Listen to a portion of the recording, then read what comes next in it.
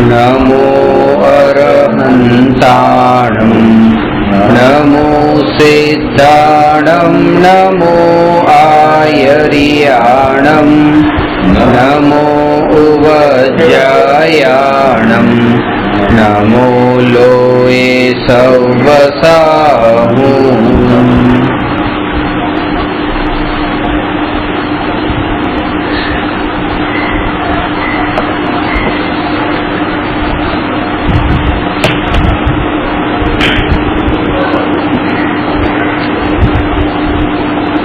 प्रश्न नंबर 270।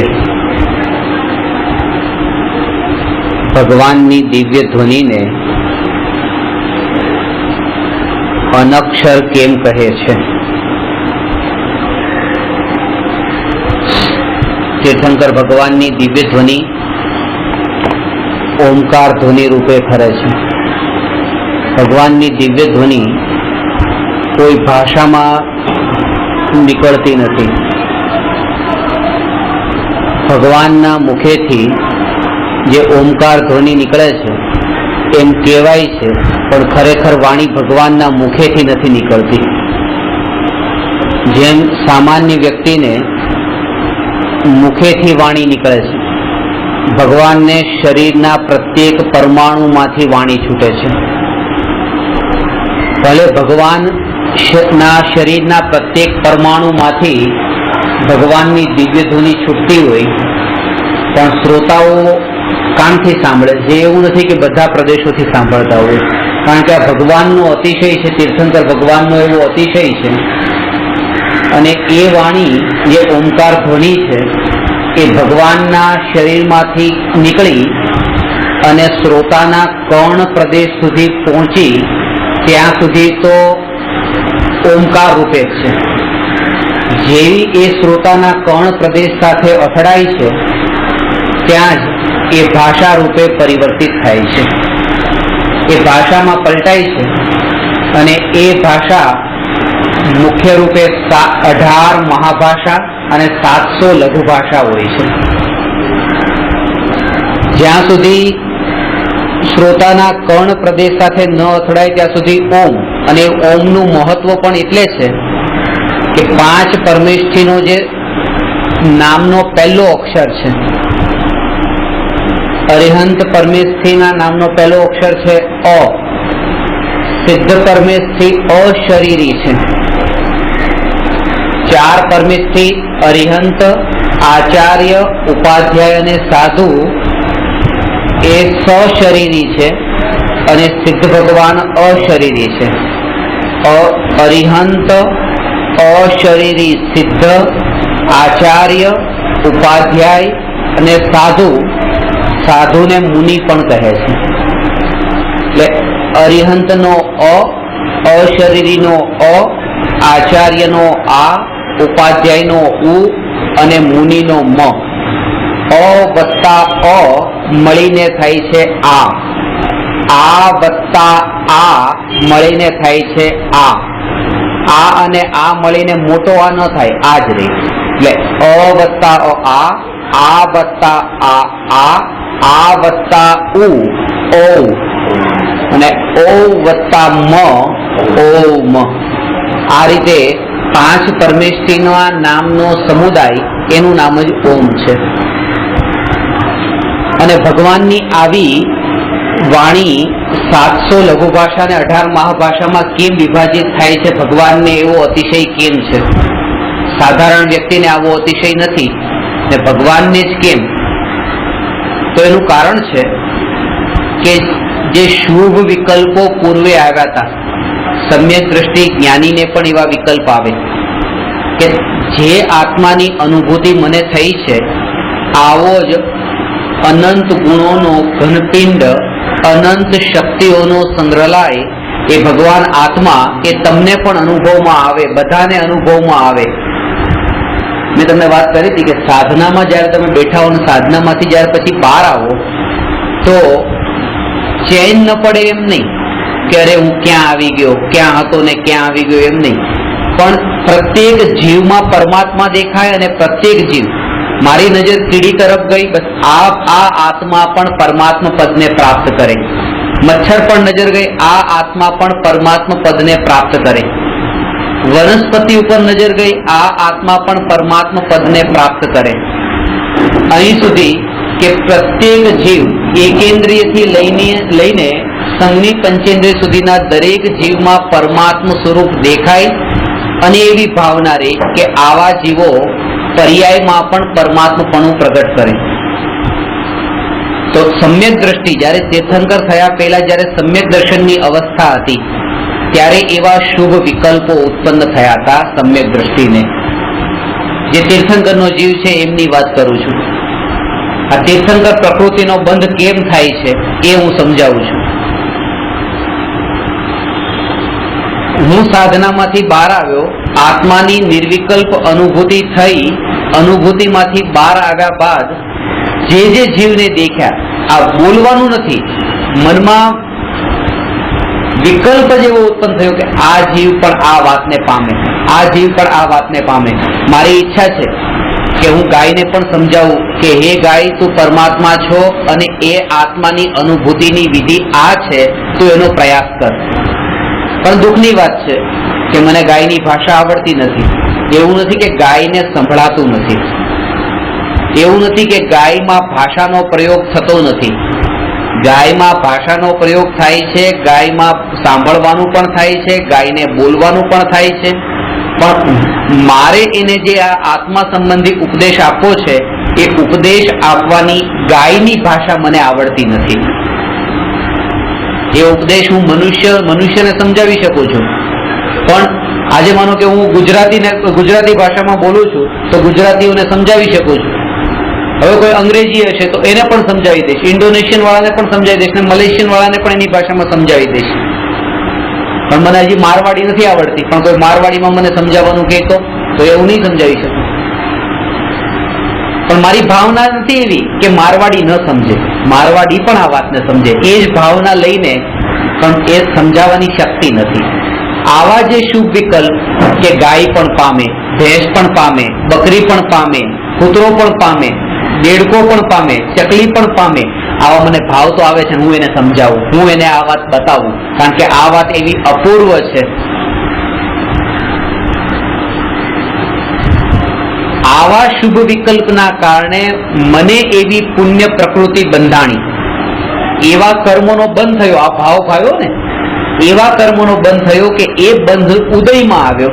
અને જ્યારે ઉદયમાં આવે છે ત્યારે તીર્થંકર માંથી ઓમકાર ધ્વનિ છૂટે છે અને ઓમ બોલે અને ગાયને ગાયની ભાષામાં, કૂતરાને કૂતરાની ભાષામાં જે ભાવના હતી ને એ ભાવના ફળી.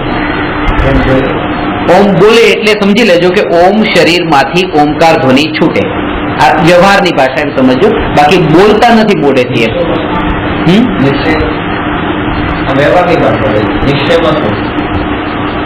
નિશ્ચયમાં વચનનો અભાવ છે, એટલે નિશ્ચયની જેને પ્રાપ્તિ થઈ છે એના જે વચન નીકળે છે એ જ વચન દ્રવ્ય શ્રુત જ્ઞાન કહેવાય છે. વાત બહુ મહત્વની છે કે અંદરમાં વિકલ્પો જે છે ને, નિશ્ચયની પ્રાપ્તિ એટલે અંદરમાં જે વિકલ્પો ચાલે છે કે મારે તમને સમજાવવા છે, તમે પણ સમજો, તમે પણ સમજો, આવો જે સમજાવવાનો વિકલ્પ જ્યારે ટળી જાય છે. આપણી બે ભાષા હોય છે, એક ભાષા એવી કે જે અત્યારે હું તમારી સાથે બોલી રહ્યો છું, અને એક ભાષા એવી કે તમારી સાથે બોલતો નતો, એની પહેલા કે તમને જે કેવું છે એ મનમાં બોલતો હતો. આપણે બોલતા હોઈએ છીએ એના કરતા વધારે મનમાં બોલવાનું ઘણું ચાલતું હોય છે. 99% વાત આપણી મનમાં ચાલતી હોય છે. આને મારી સાથે આમ કર્યું હતું, એને આમ કેમ કર્યું હતું, પણ આને શા માટે આવું કરવું જોઈએ, આ બધા મનમાં જે બોલવાની ભાષા છે ને એ અપ્રયોજનભૂત છે. સમ્યક દર્શન જ્યારે પ્રગટ થાય છે ત્યારે મનમાં ચાલતી ભાષા બંધ થઈ છે ને વચનની ભાષા એકલી ચાલુ રહે છે. અને એનો અર્થ એ છે કે વચનથી જે મૌન છે એ મૌન તો ભાવલિંગી સાધુને હોય છે.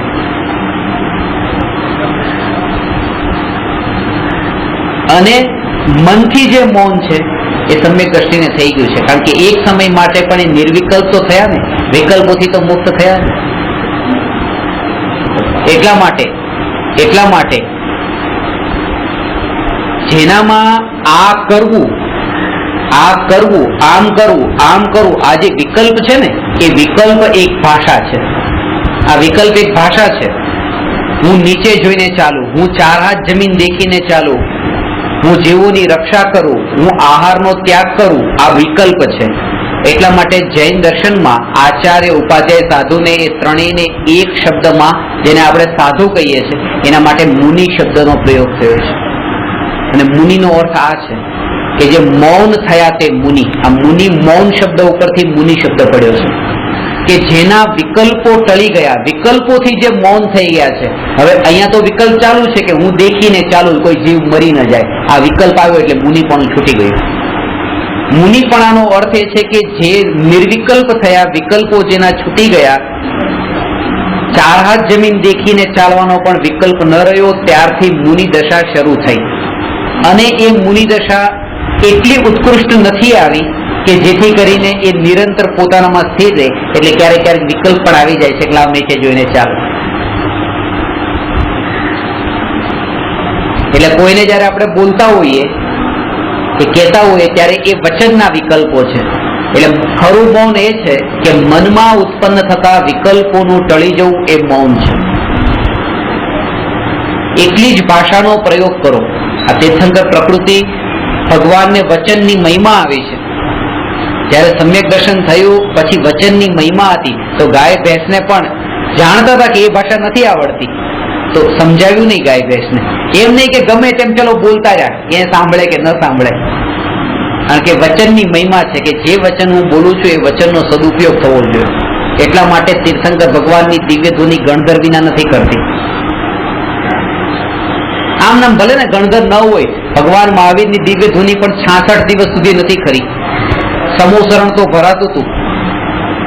સવાર, બપોર ને સાંજ 3 ટાઈમ 2 કલાક અને 24 મિનિટ માટે ભગવાનની દિવ્ય ધ્વનિ ખરે.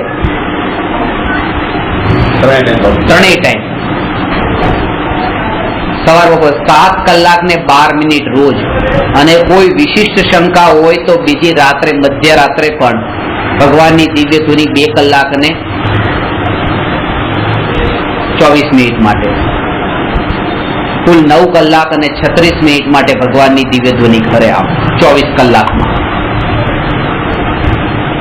મેં તમારા માટે આ સમય એટલે જ નક્કી કર્યો છે. આ જે સમય છે ને સવારનો, આ 7 વાગ્યાનો, આ ભગવાનની દિવ્ય ધ્વનિનો સમય છે. અને તમારો 1:30 વાગ્યાનો એ દિવ્ય ધ્વનિનો સમય છે. મારા જે ખાસ વિદ્યાર્થીઓ માટે આ એ જ સમય નક્કી કર્યો છે કે જે ભગવાનની સવારનો, બપોરનો અને સાંજનો એ 3 ટાઈમ જે ભગવાનની દિવ્ય ધ્વનિ કરે છે ઓટોમેટિક. પણ ખાસ વાત તમને બતાવું છું કે સવારના ભગવાનની દિવ્ય ધ્વનિ માટે જીવો, 3 ગતિના જીવો ભગવાનની વાણી સાંભળવા, મહાવીર ભગવાનની વાણી સાંભળવા જતા હતા. અને ગૌતમ સ્વામીની ઉપસ્થિતિ હતી નહીં, ગણધર નતા, ભગવાનની વાણી નથી કરતી. જીવો જઈને પાછા આવતા હતા, દર્શન કરીને પાછા આવતા હતા. 66 દિવસ સુધી આવું ચાલતું. ગૌતમ સ્વામી થોડું વહેલા આવી ગયા હોત તો 66 દિવસ ભગવાનની વાણી તો ખરવાની જ હતી. ભગવાન તો તૈયાર હતા અને ગણધર નતા. એટલે તમે વિચાર કરો કે આપણને જે ભગવાનની દિવ્ય ધ્વનિ સાંભળવા મળી, એમાં ભગવાન તીર્થંકર ભગવાનનું તો ઓહો ઉપકાર છે, પણ ગણધરનો પણ એટલો જ ઉપકાર છે, કારણ કે ગણધર વિના તો કરતી નથી. સમજાવે જ કોણ? હું ગઈકાલે જ વિચાર કરતો હતો કે તીર્થંકરનો તો એવો પુણ્યનો ઉદય છે કે રત્નોનો વરસાદ ને રત્નજડિત સમોસરણનો યોગ થાય છે. આ તીર્થંકરનો યોગ, પુણ્યનો ઉદય કે રત્નજડિત સમોસરણ મળ્યું, અને ગણધરનો પુણ્યનો ઉદય કે જેને કેવળ જ્ઞાની તીર્થંકર ભગવાન મળ્યા. તો ગણધરનો તો કેવો ઉદય! જેની અધ્યાત્મ દ્રષ્ટિ જાગૃત થઈ છે એ જીવને આ વાત સમજાશે કે ગણધરનો ઉદય તીર્થંકરના ઉદયથી પણ કેટલો બળવાન છે. બહારની દ્રષ્ટિ બરાબર છે. હવે આ વાત કે પહેલેથી આવી ગયા હોત તો મહાવીર ભગવાને 30 વર્ષ સુધી જે ધર્મનો ઉપદેશ આપ્યો 42 થી 72 વર્ષ સુધી. થોડા પહેલા આવી ગયા હોત 66 દિવસ પહેલા તો 66 દિવસનો ઉપદેશ વધારે મળે.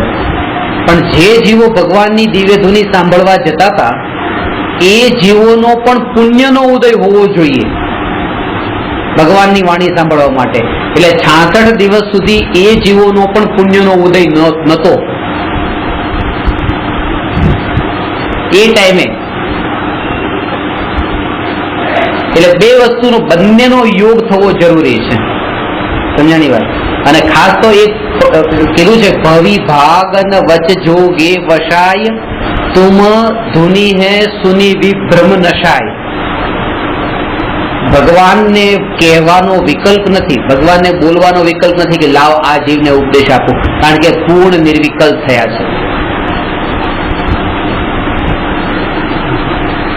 આપણે આપણી કલ્પનાથી ભલે એમ બોલીએ કે ભગવાનને આમ વિકલ્પ આવે, ભગવાનને થયું લાવ હું આને આમ કહું, ભગવાનને એમ થયું આને આમ કહું, એવો વિકલ્પ ભગવાનને નથી. ભવ્ય જીવોના ભાગ્યથી ભવ્ય જીવોને એ વાણી સહજ મળે છે, વાણીનો યોગ સહજ થાય છે. પછી ભલે એ જીવ આ 66 દિવસ સુધી ગયા ને ન મળી તો પણ એનો પુણ્યનો ઉદય નતો, અને 66મા દિવસે ગયા પછી મળી તો ભગવાનના કારણે નહીં, એના પુણ્યના ઉદયના કારણે મળી. સમજાણી? તમે રોજ 7:30 વાગે આવો ને તમને વાણી 7:30 વાગે મળે, કારણ કે 7:30 વાગે જ તમારો ઉદય, આ ઉદયનો કાળ 7:30 નો હતો. અને આજે તમને એમ કે ચલો થોડો 7 વાગે ઉદયનો કાળ, પણ આજે 7:30 નો જ હતો. ઉદય જયારે હોય ને ત્યારે જ સાંભળવા મળે. પછી ભલે તમે મોડા આવો તો પણ ને વેલા આવો તો પણ. તમે વેલા આવી જાવ તમે, પણ ગુરુ મોડા આવે, શું કરું? આ ક્રિયા કેવી રીતે 66 દિવસ કરી નથી? એ સહજ, એ સહજ. આની પાછળ ઘણા બીજા, આ તો હું તમને સ્થૂળ રૂપે બતાવું છું, એક બે સૂક્ષ્મ પોઈન્ટ તમને બતાવું તો 66 દિવસ સુધી ભગવાનની વાણી સાંભળવા જનારાને આ તો પહેલી વાત તો એ કે પુણ્યનો ઉદય નતો. બીજી વાત એ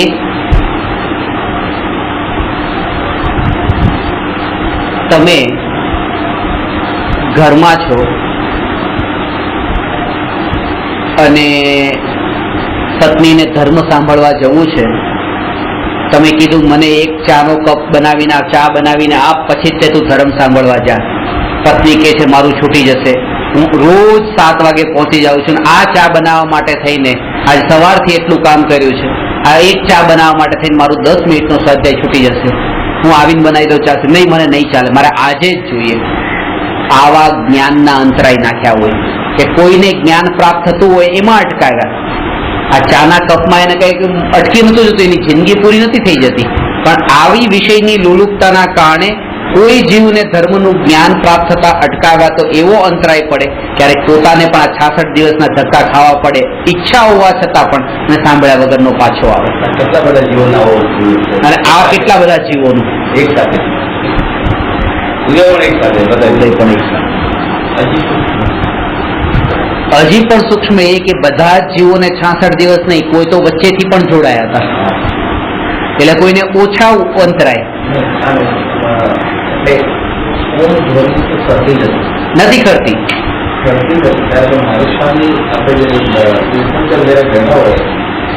એટલે આ પ્રક્રિયા મિથ્યા દ્રષ્ટિનો ઉપદેશ સમ્યક દર્શનની પ્રાપ્તિનું નિમિત્ત કારણ બની શકે નહીં. સમ્યક દ્રષ્ટિનો ઉપદેશ જ સમ્યક દર્શનનું કારણ, નિમિત્ત કારણ બની શકે. નિયમ છે.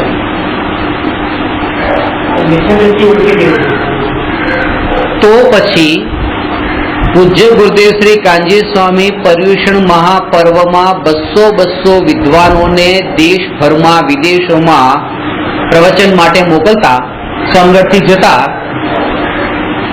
ગુરુદેવની ભાવના પણ એ હતી કે જાય અને ધર્મનો દેશ વિદેશમાં ધર્મનો પ્રચાર પણ થાય. તો એ જે 200ની જે લિસ્ટ હતી એ સમ્યક દ્રષ્ટિઓની તો હતી નહીં. તો પછી મિથ્યા દ્રષ્ટિનો ઉપદેશ શા માટે સાંભળવો, જો એના ઉપદેશથી થતું જ નથી તો? તો એમાં પહેલી એક વાત તો જરૂર એક સાંભળવી કે મિથ્યા દ્રષ્ટિ દરેક જીવે પૂર્વે સમ્યક દ્રષ્ટિ જ્ઞાનીનો ઉપદેશ સાંભળ્યો છે. ગયા ભાવમાં તમે પણ ભગવાનની વાણી સાંભળી છે, કેવળી આગળ પણ જઈ આવ્યા છો, ત્યારે જ તમે અહીંયા સાંભળવા આવ્યા છો.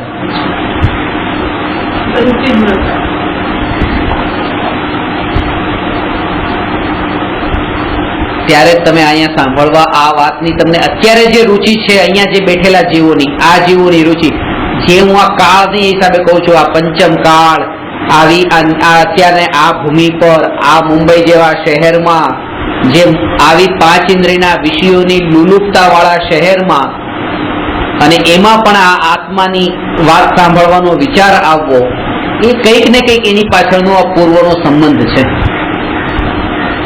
નહીં તો ન મળે. ભગવાનની વાણી નહીં તો મુનિની વાણી તો ક્યારેક સાંભળી છે, મુનિની નહીં તો સમ્યક દ્રષ્ટિની વાત તો ક્યારેક તો સાંભળી છે, ક્યારેક કાનમાં તો પડી છે, પણ એનું વિસ્મરણ થઈ ગયું છે. અત્યારે યાદ નથી ભગવાનની પાસે શું સાંભળ્યું હતું. મિથ્યા દ્રષ્ટિનો ઉપદેશ સમ્યક દર્શનની પ્રાપ્તિનું નિમિત્ત કારણ બનતો નથી, પણ મિથ્યા દ્રષ્ટિનો ઉપદેશ પૂર્વે સાંભળેલા જ્ઞાનીના વચનોને ફરીથી યાદ કરાવવામાં નિમિત્ત બને છે, બની શકે છે. અને એટલા માટે જે ઉપદેશ અત્યારે તમે સાંભળો અને તમને પૂર્વનું કોઈ એવું સ્મરણ થયું ભગવાનની વાણીનું, એવું બની શકે, અને એ સ્મરણ પછી સમ્યક દર્શનનું કારણ બન્યું, તો સમ્યક દર્શનમાં નિમિત્ત તો ભગવાનનો ઉપદેશ જ બન્યો છે જે સાંભળ્યો હતો, પણ એ ઉપદેશને યાદ કરાવવામાં નિમિત્ત આ મિથ્યા દ્રષ્ટિનો આગમ પ્રમાણિત ઉપદેશ નિમિત્ત કારણ બને છે. ખાસ વાત આ છે, આગમ પ્રમાણિત, પોતાના અભિપ્રાયને જોડ્યા વિના. અને એની પાછળ પણ ઘણા બધા કારણો છે કે પોતાનો વ્યક્તિગત લાભ ન રાખીને, ન દેખીને એ બસ સહજ ભાવે એ જો વાતને સંભળાવે, તો જ્યાં સુધી પોતાની ભૂમિકા નથી એવી આવી ત્યાં સુધી એ ઉપદેશ પણ સાંભળવો યોગ્ય છે. એ પણ ટેકારૂપ છે, એ ઉપદેશ પણ આગળ લઈ જનારો છે.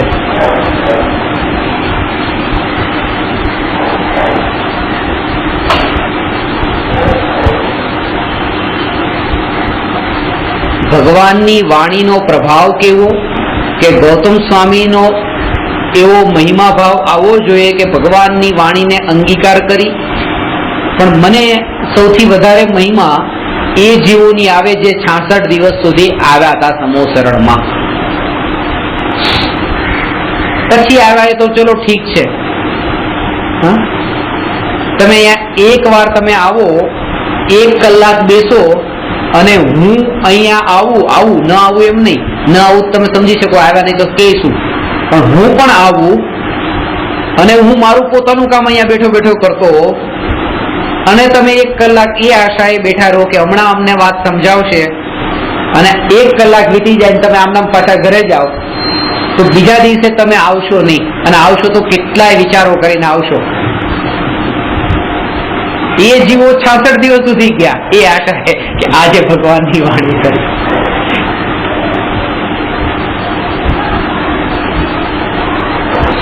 એ જીવોની પણ રુચિ કેટલી સાંભળવાની, ધીરજની કસોટી.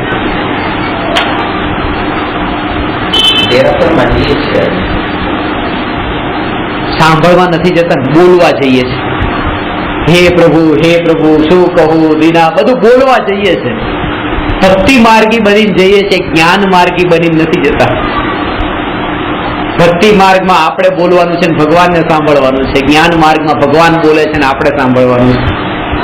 ભક્તિ માર્ગમાં એવું થઈ ગયું કે ભગવાનને કઈ ખબર જ નથી, કેવળ જ્ઞાનમાં દેખાતું જ નથી, કે એટલે હું બોલવા ચાહું, ભક્તિ કરવા આવે. આવો ભાવ, ભક્તિનો ભાવ આવે, ભક્તિનો ભાવ આવે, પણ એ ભાવની પાછળ પોતાનું મનુષ્ય જીવન વેડફાય નહીં. કારણ કે ભક્તિથી મુક્તિ નથી. સમ્યક દર્શનની પ્રાપ્તિમાં જે 5 લબ્ધિ બતાવી, એમાં દેશના લબ્ધિ કઈ છે? ભક્તિ નથી કીધી. કારણ કે ભક્તિમાં એ છે કે તમે જે આ દેશના સાંભળી છે એ દેશનાને તમે જે જીવનમાં અપનાવી, આ જ ભગવાનની ખરી ભક્તિ. આ ભક્તિ નથી કે ભગવાન તમે મહાન છો, ભગવાન તમે લોકાલોકને જાણનાર છો. લોકાલોકને જાણનાર છો, તમારાથી કઈ અજાણ્યું નથી તો પછી પાપ શા માટે કરો છો? એ પાપ જયારે બંધ થઈ જાય ત્યારે સમજવું કે આ ખરી ભક્તિ. કે જે હું બોલતો હતો કે ભગવાન આપનાથી કઈ અજાણ્યું નથી, એ વાતની મને શ્રદ્ધા બેસી ગઈ છે, એટલા માટે હવે મારાથી પાપ થતા નથી. જ્યાં પણ પાપ કરું તો યાદ આવે છે કે ના, ભગવાન જાણનાર છે. 5 લબ્ધિ આ ક્ષયોક્ષમ વિશુદ્ધિ દેશના પ્રાયોગ્ય અને કરણ, આપણે આના ઉપર ખાસ લીધેલું એક વાર.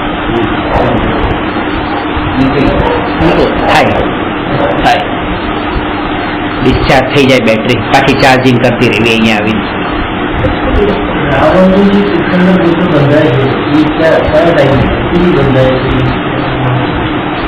થાય ષોડશ કારણ ભાવના છે, 16 પ્રકારના એવા કાર્યો છે, શુભ ભાવો છે, એનાથી થાય છે. તીર્થંકર પ્રકૃતિનો બંધ થાય છે,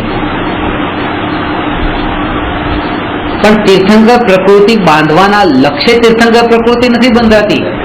પોતાના આત્માનું કલ્યાણ કરવાની ભાવના છે ને આત્માનું કલ્યાણ થાય છે ને સહજ એ ભાવ આવે છે. એટલા માટે કીધું છે કે જ્ઞાનીઓને શુભ ભાવ આવવા જોઈએ એમ નહીં, જ્ઞાનીઓને શુભ ભાવ આવ્યા વિના રહેતા નથી. આવવા જોઈએ, એમાં ઉપાદેય બુદ્ધિની ગંધ આવે છે. ઉપાદેય બુદ્ધિ એટલે કે હા કરવા જ જોઈએ, આ તો કરવા જ જોઈએ એમ નહીં. કરવા ન જોઈએ, કરવા યોગ્ય નથી એ ભાવ. શુભ ભાવ કરવા યોગ્ય નથી, કારણ કે તમારા ઉપયોગને પરમાત્મામાં લઈ જાય છે, ઉપયોગને ઉપયોગમાં નથી રહેવા દેતો. અને મારું ધ્યેય એ જ છે કે ઉપયોગમાં રહે, ઉપયોગ પરમાત્મામાં ન જાય. પણ અત્યારની નબળાઈ એવી છે કે ઉપયોગ પરમાત્મામાં ગયા વિના રહેતો નથી. આ નબળાઈનું સૂચક છે. જવો જોઈએ એ પુરુષાર્થ બતાવે છે, અને ગયા વિના રહેતો નથી એ પુરુષાર્થની નબળાઈ બતાવે છે.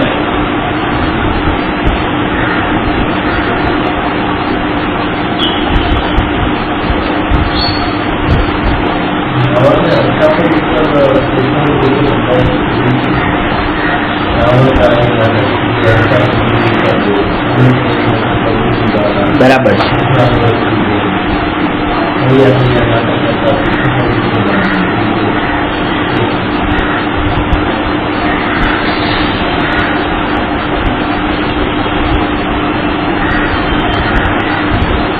ભાષા વિચારોની વાહક છે.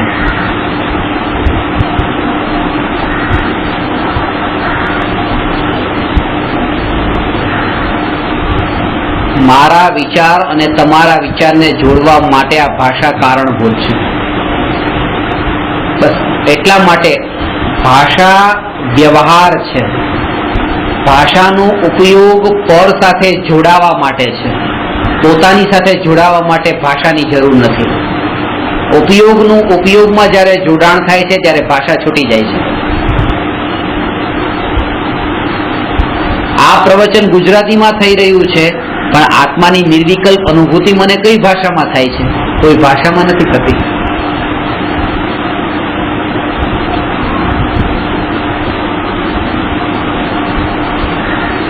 આપણા અંદર એક ભાષા ચાલતી હોય છે,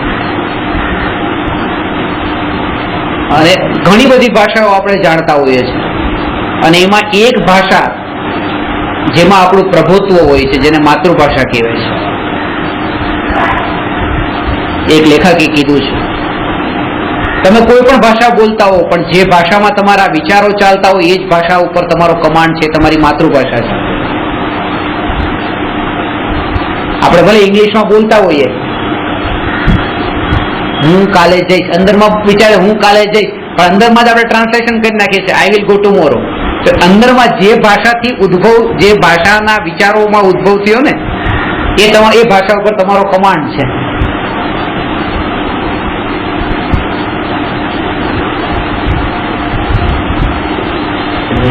બધી ભાષા આવતી હોય, એકદમ ઠંડી પડતી હોય, 5 ડિગ્રી એવી હોય, કપડા નહીં હોય, તમારું ઘર પાણી નાખે, એ વખતે એ ભાષા નીકળે છે કે તમારી ભાષા નીકળે, ઓરિજિનલ ભાષા.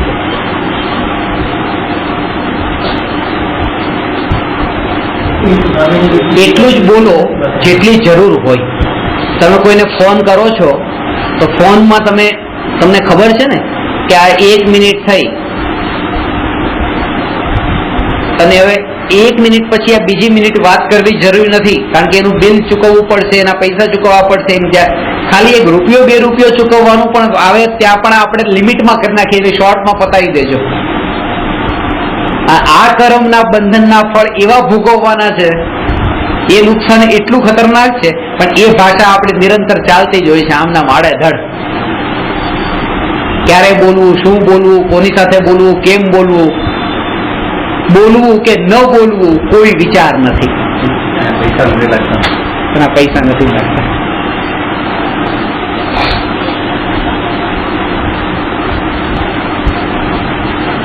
એટલા માટે મૌન ને વીરોનું આભૂષણ કીધું છે. મૌનમ વીરસ્ય ભૂષણમ. મૌન એ વીરોનું આભૂષણ છે.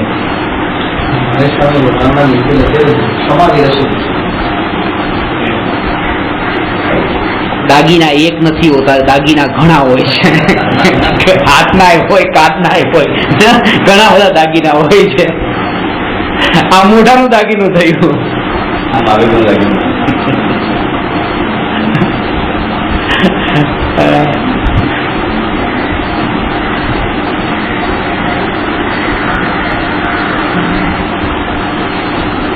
એટલા માટે ચારિત્ર જે છે ને આ બધા ચારિત્રથી સંબંધિત છે. મૌન કહો, ક્ષમા કહો, બધા ચારિત્રથી સંબંધિત છે. આ મુનિપણું પણ છે, ચારિત્રથી સંબંધિત છે. એને દાગીનાની ઉપમા આપી છે કે ચારિત્ર જે છે ને એ અલંકાર બરાબર છે. પણ એમાં એક ખુલાસો કર્યો છે કે દાગીના કપડા ઉપર શોભે, કપડા જ ન પહેર્યા હોય ને દાગીના પહેરે તો એ શોભે નહીં. સમ્યક દર્શન રૂપી કપડા તો પહેલા જોઈએ, એના ઉપર ચારિત્રના દાગીના પહેરો તો બરાબર છે. એકલા દાગીના પહેરીને ફરે તો એ ઉલટું નિંદનીય કહેવાય. સમ્યક દર્શનના કપડા તો પહેલા જોઈએ, એની ઉપર દાગીના શોભા આપશે.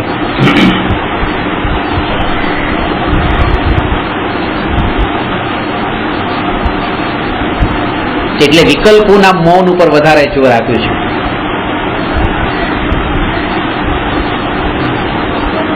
ભગવાનની દિવ્ય ધ્વનિનો એવો પ્રભાવ છે કે ઓમકાર જેટલું ઓછું બોલવાનું થાય, ઓછું બોલીને પણ સામાવાળો સમજી જાય તો એમ સમજવું કે એ જે કહેનારા છે એ કહેનારાનો પ્રભાવ એવો છે કે એટલું કહીને જ સામાવાળાને સમજાઈ જાય છે. જેટલું વધારે કહેવું પડે એટલું સાંભળવા વાળાની તો નબળાઈ ખરી, પણ કહેવા વાળાની પણ એટલી જ નબળાઈ. અને તમે ક્રમ જો સમયસાર કુંદકુંદ આચાર્યએ આજથી 2000 વર્ષ પહેલા લખ્યું. 2000 વર્ષ પહેલા સમયસાર જે લખ્યું એ ગાથામાં લખ્યું, ગાથાની શૈલીમાં, 2 લાઈનની. સમયસાર અત્યારે જે 1000 પાનાનું છે એ 1000 પાનાનું સમયસાર કુંદકુંદ આચાર્ય નથી લખ્યું. કુંદકુંદ આચાર્ય તો 415 ગાથા 830 લાઈન લખી હતી અને 830 લાઈન ઉપરથી 830 પાના ઉપર થઈ ગયું. ગાથાઓ લખી હતી.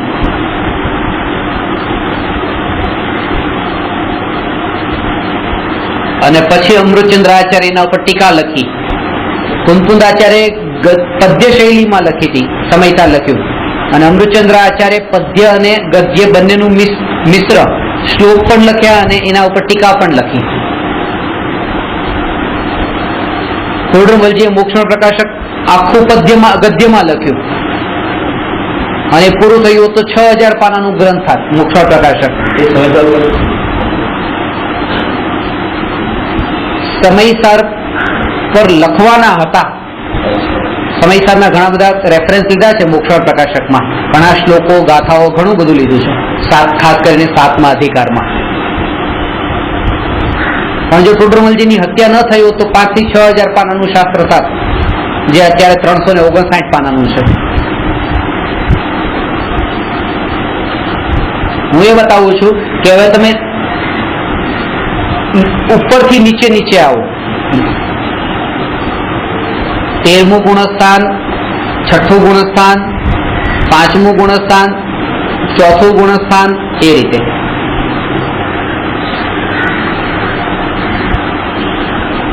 સાધુઓએ સમજાવવા માટે બે લાઈનમાં તે કુંકુંદાચાર્ય 2 લાઈન કીધી સામાવાળાને સમજાઈ જાય. અને ભગવાનને ખાલી ઓમ કે એને સામાવાળાને સમજાય. જેટલી ઊંચી દશા આત્માની હોય એટલું ઓછા શબ્દમાં સામાવાળાને સમજાઈ જાય. હા, એ પણ કરી શકે. વધારે શબ્દોમાં સમજાવે એટલે સમજાવવાળાની તીવ્રતા વધારે નહીં, સમજાવવા વાળાની દશા બહુ નીચી, કારણ કે વધારે શબ્દોમાં એ સમજાવે છે.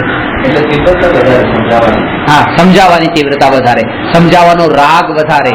સમજાવવાનો રાગ વધારે એટલો જ વિતરાગ ભાવ ઓછો, એટલો જ પોતાના આત્માની સ્થિરતા ઓછી.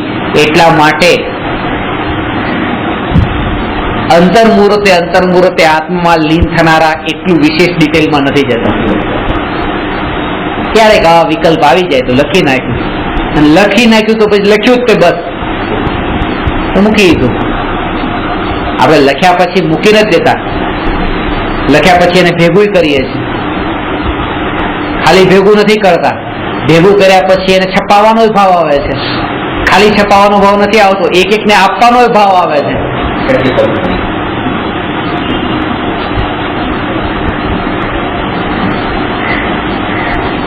અને આના ઉપરથી એટલું પ્રોત્સાહન મળે તો એવું થાય કે ચલો પોતાનું પબ્લિકેશન ખોલી નાખીએ, કારણ કે હવે આટલા જ લખીએ છીએ ને આટલા જ છપાવીએ છીએ તો ચલો હવે પોતાનું જ કરી નાખીએ.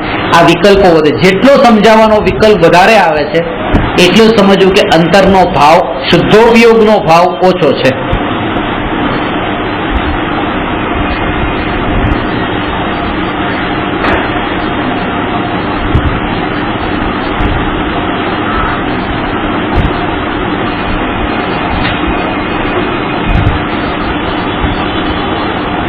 ધીમે ધીમે ઉપદેશ આપે એને ઓછા કર્મ બંધાય, જોરથી ઉપદેશ આપે એને વધારે કર્મ બંધાય. હા, એટલે જ છે ને, ઘણી પબ્લિક હોય એટલે જોરથી બોલવું પડે, એ અલગ વસ્તુ છે. અને એક વાત એવી હોય કે અહીંયા 50 શ્રોતા બેઠા છે અને 50 માંથી ધીરે ધીરે ટોળું વધતું જાય તો અંદરનો જોશ વધતો જાય, એવું પણ એક બને કે આ જો આ વધારે આવવા માંડ્યા, એક અંદરનો આ ન હોવું જોઈએ. હા, જરૂર છે તો એટલે જોરથી બોલે છે, છેલ્લે સુધી સંભળાઈ જાય. અંદર ફરક ન પડવો જોઈએ પરિણતિના અંદર.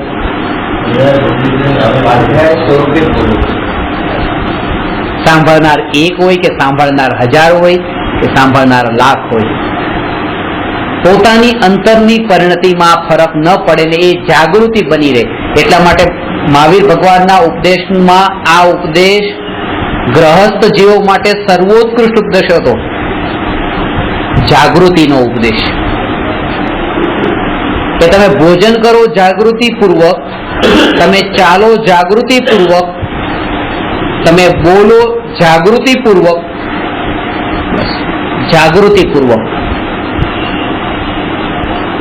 એટલે જે ધર્મને સમજ્યા નથી એમ સમજી બેઠા કે બોલો જાગૃતિપૂર્વક એટલે ગાળ ન બોલાઈ જાય, ખોટા શબ્દ ન બોલાઈ જાય, તમને મારાથી કઈ ખરાબ ન કહેવાય જાય. પૂરેપૂરી જાગૃતિ.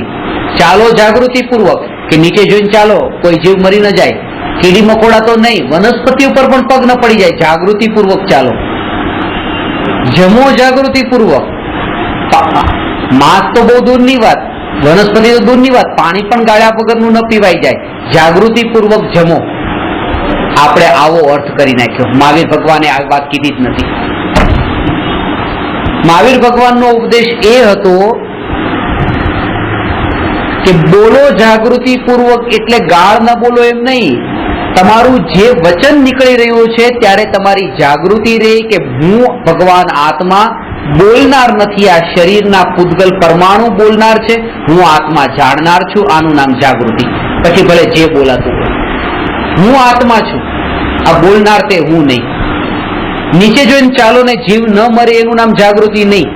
આજે ચાલવાની ક્રિયા થઈ રહી છે તે શરીરની છે અને આત્મા અંદર એ જાણનાર છે ને હું જાણનાર છું, ચાલનાર તે હું નહીં, જાણનાર તે હું, આ જાગૃતિ. જમવાની ક્રિયા થઈ રહી છે, ખોરાક પેટમાં ગાળ્યા વગરનું પાણી જાય છે, ગાળ્યા વિનાનું કે ગાળેલું એ નહીં, એ જાગૃતિ નહીં. જાગૃતિ એ કે જે કઈ પણ અંદર જઈ રહ્યું છે તે હું નહીં, હું ભગવાન આત્મા જાણનાર છું. અને એટલા માટે આવી જાગૃતિ ચોથા ગુણસ્થાન વર્તીને હોય છે, જે ગાળેલું પાણી પણ નથી પીતા, નીચે જોઈને ચાલતા નથી, જે પશુઓ કે સમ્યક દ્રષ્ટિ, જે સમ્યક દ્રષ્ટિ મનુષ્ય પણ કે ચોથા ગુણસ્થાનમાં જે અવ્રત દશામાં છે, પણ જાગૃતિ પૂરેપૂરી છે, કારણ કે ત્યાં ખબર છે કે હું આત્મા જાણનાર છું.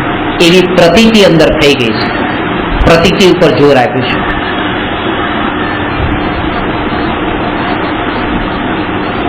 અને અભ્યાસ આનો જ કરો, ભલે ઓછો થાય, ઓછા સમય માટે થાય, પણ આ જ અભ્યાસ કે આમાં હું ક્યાંય નથી, આમાં હું ક્યાંય નથી એટલે કે આ જે થઈ રહ્યું છે તે પરમાં થઈ રહ્યું છે, હું આત્મા જાણનાર છું. એટલે તમે એક નિશંકતા આવી જશે, એક ભય અંદરથી નીકળી જશે. ભય તો ત્યારે ઉભો થતો હોય છે જયારે એમ માન્યું આ મને થઈ રહ્યું છે, મને થાય છે, ત્યારે તમને સાવધાની રાખવાનો પણ ભાવ આવશે કે જો ચાલી રહ્યો છે, હું ચાલી રહ્યો છું, જો હું નીચે જોઈને ચાલું. પણ જો એ સ્થિરતા આવી કે હું આત્મા જાણનાર છું, એટલે તમારી અંતરની સ્પર્શના જ્ઞાન સાથે છે, જ્ઞાન સ્વભાવ સાથે છે કે જેનું કામ માત્ર જાણવાનું છે, તમે એની સાથે વણાવવા માંગો છો, તમે આ ક્રિયા સાથે વણાવવા નથી માંગતા. તમારું જોડાણ ક્રિયા સાથે નથી થતું, જ્ઞાન સ્વભાવ સાથે જોડાણ થાય છે. જાણનાર તે હું, જાણનાર તે હું.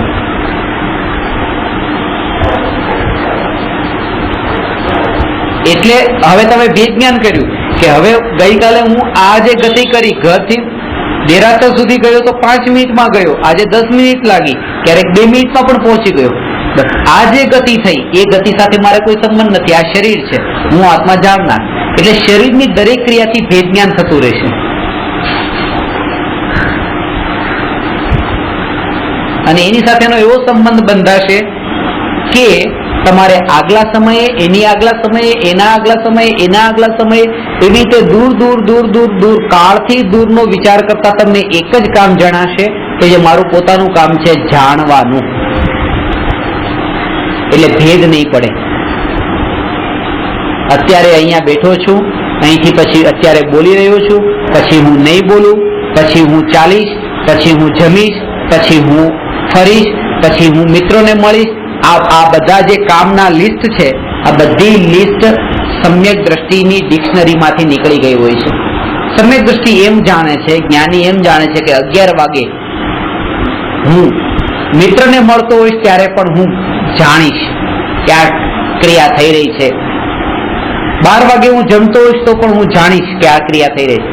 મારું એક જ કાર્ય છે કે અનંત કાળ સુધી જે પણ ક્રિયા થતી હોય એ ક્રિયા થતી રહી અને મારી ક્રિયા ચાલતી હશે જાણવાની. એવું જાણવાના સાથેનું વણાઈ જવું એનું નામ સમ્યક દર્શન છે.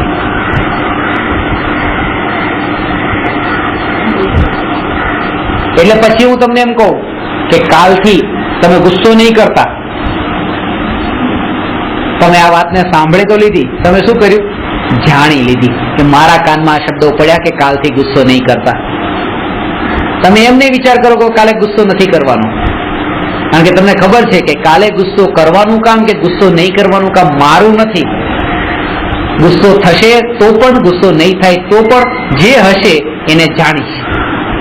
અત્યારે તમે મને આ શબ્દો કીધા, કાલે ગુસ્સો નહીં કરતા, મેં અત્યારે એને પણ જાણી લીધા અને કાલે જે થવાનું છે હું એને પણ જાણી લઈશ, કારણ કે મારું કામ માત્ર જાણવાનું છે.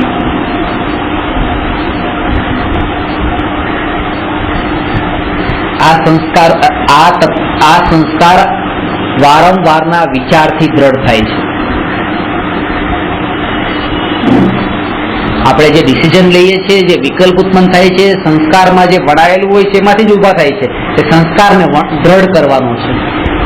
પિક્ચર જોવા જવું છે કે નથી જવું, જવું છે કે નથી જવું, જવું છે કે નથી જવું, દ્વિધામાં છીએ. ડિસિઝન લેવાઈ ગયું, જવું જ છે. આ ડિસિઝન ક્યાંથી આવ્યું? આ સંસ્કારોમાંથી આવ્યું છે. જે દ્વિધા ચાલે છે, દ્વિધા પછી જે નિર્ણય થાય છે, નિર્ણય સંસ્કાર ઉભો કરે છે. પોતાનો જ તત્વનો સંસ્કાર એવો દ્રઢ હોય કે બધા વિષય ભોગોના સંસ્કારો ઓટોમેટિક પાતળા પડે, એટલે એના વિકલ્પોને પણ પછી વિરામ મળી જાય. વિકલ્પને જાણી બુજીને રોકવાનું નથી. મારે આ નથી કરવું, મારે આ નથી કરવું, મારે આ નથી કરવું. કારણ કે સ્વભાવનો આશ્રય નહીં હોય અને વિકલ્પોને રોકવાનો પ્રયાસ કર્યો તો એ કશાયો એટલા વધારે દ્રઢ થશે જે અત્યારે થાય છે. ઘરમાં 10 જણા રહેતા હોય ને એક વ્યક્તિ જો ધાર્મિક બની જાય, ધાર્મિક એટલે કેવા વાળો ધાર્મિક, પૂજાની થેલી ને આ સફેદ ધોતી દુપટ્ટો ને એ બધું એ જે એ પહેરે એવો ધાર્મિક બની જાય, જે ઉપવાસ ને આંબિલ ને બધું એ કરવા વાળો ધાર્મિક બની જાય, 9 જણા આખા ઘરમાં પરેશાન થઈ જશે. મારે કાલે ઉપવાસ હતો, તમને ખબર નથી, જમવાનું તમારે આવું જ બનાવવું જોઈએ. તું બાથરૂમમાં નાવા પછી જે પેલા હું જઈશ, મારે ભગવાનની પૂજા કરવાની છે. બધાને ડગલે ને પગલે ધર્મ વચ્ચે લાવીને હું ધાર્મિક છું. સૌથી વધારે બધાને નડે છે ધાર્મિક. અને ખરેખર જે ધાર્મિક થયો છે કોઈને નડતો નથી. જે ખરેખર ધાર્મિક થઈ ગયો છે એના માટે બધું જ છૂટ છે.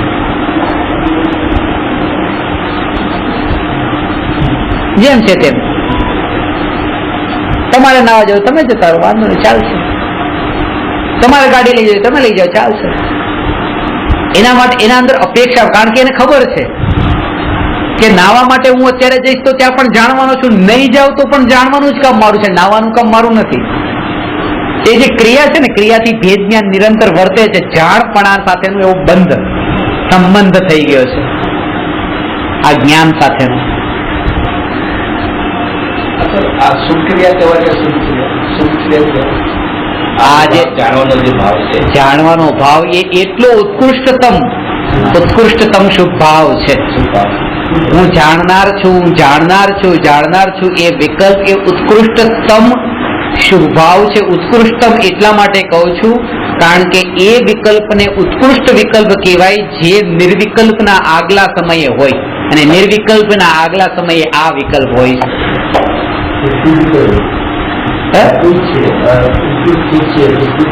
શુદ્ધ એ કે જેમાં વિકલ્પ ઉઠ્યો ને કે હું જાણનાર છું. ગોળ મીઠો હોય છે એ શુભ, અને ગોળને ચાખી લેવાનું નામ શુદ્ધ. એ જે અંદરમાં જે શબ્દોથી જે વિકલ્પોથી જે ચાલતું હતું કે હું જાણનાર છું, એની સ્પર્શના થવી, એનો અનુભવ થવો, ભાવવાસનના આગલા એ પણ આના અંદર જ આવે છે. શબ્દોને સમજ એ પણ બધા શુદ્ધમાં જ આવે છે, શુદ્ધમાં નહીં.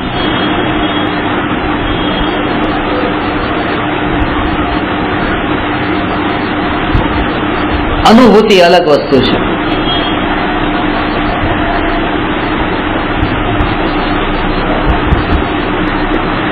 પછી દિવાલ ઊભી થઈ, તો જે તમારી શ્રદ્ધામાં ઊભી થઈ હતી અનાદિકાળની, અકર્તાવાદની વજ્રની અરૂપી એવી દિવાલ પ્રત્યેક દ્રવ્ય વચ્ચે છે, જે અરૂપી છે, જે દેખાતી નથી, જે તમને સમ્યક દર્શન આત્માનો અનુભવ થયા પછી દેખાતી થઈ જાય છે. એટલે કે મારા ને તમારા વચ્ચે મને દિવાલ દેખાય છે, મારા તમારા વચ્ચે દિવાલ દેખાય છે, મારા તમારા વચ્ચે દિવાલ દેખાય છે, અને તમારા વચ્ચે પણ મને દિવાલ દેખાય છે. એટલે પ્રત્યેક દ્રવ્ય સ્વતંત્ર છે. હું તમારું ભલું કરું, હું તમારું બુરું કરું, એ વાત શ્રદ્ધામાંથી નીકળી ગઈ.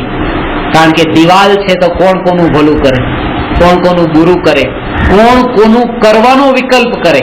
એટલે કરવાપણાનું રહેતું નથી, ત્યાં જ્ઞાતાપણું રહે છે. આ દ્રવ્ય પોતે પોતાનામાં છે, બીજું દ્રવ્ય પોતે પોતાનામાં છે.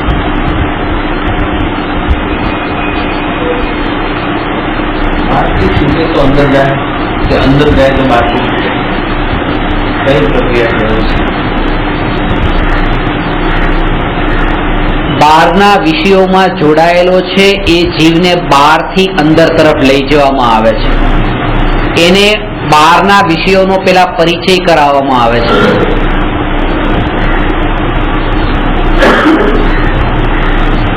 જો બહારના વિષયોનો એને પરિચય થાય તો અંદર જવાનો એને વિકલ્પ ઉઠે. એટલા માટે આખું જગત ક્ષણિક છે અને આત્મા એક નિત્ય છે. નિત્યના અનુભવ માટે ક્ષણિકનો બોધ થવો જરૂરી છે. હું તમને એમ કહું છું કે અહીંયા આવો બેસો, હું તમને આત્માની વાત બતાવું, તમને સુખી થવાનો ઉપાય બતાવું. તમે આવવા તૈયાર જ નથી. તમે કહો તમે સુખી થવાનો ઉપાય બતાવો છો. હું સુખી જ છું. હું સુખી જ છું. એટલે મારે પેલા તમને એ વાતનો અહેસાસ કરાવવાનો છે કે તમે સુખી નથી. એટલે ક્ષણિક પદાર્થો સુખરૂપ નથી. અને જો એ અહેસાસ કરાવી દીધો કે ક્ષણિક પદાર્થો સુખરૂપ નથી,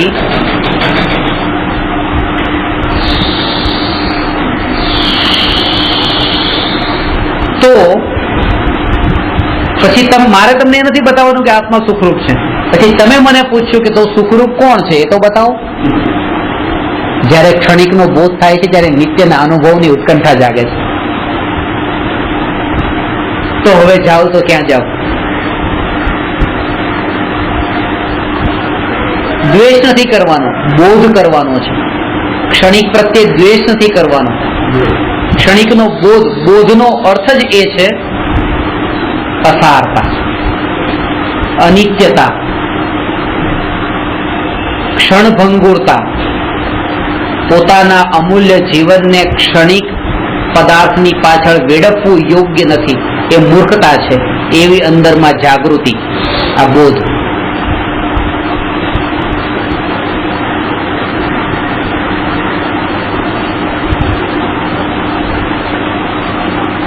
એ બોધનો અર્થ એ. હીરા દેખતા કાંકરા દેખાય. કાંકરા જ દેખાય. ચમકતા કાંકરા દેખાય, બીજું કઈ ન દેખાય.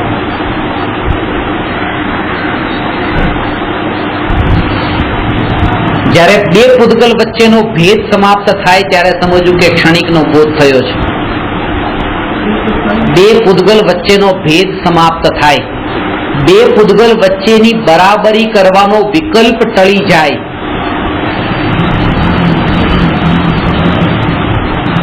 બે પૂતગલ આપણને વિકલ્પ આવે છે કે આ કાળું છે ને આ સફેદ છે, આ ઠંડુ છે ને આ ગરમ છે, આ મીઠું છે ને આ ખાટું છે, આ કડવું છે.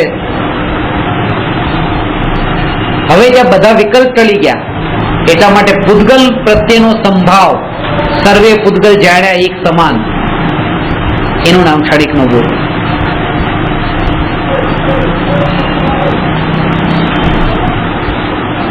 ત્યાં જ વૃત્તિઓ ટળી ગઈ. જે બોધ થયો પછી એની પાછળની જે દોડ હતી ને કે આમ સુખ મળશે, આમ સુખ મળશે. લીલું મરચું છે, જમવાનું બધું, પણ લીલું મરચું સાથે હોય તો સુખ મળશે.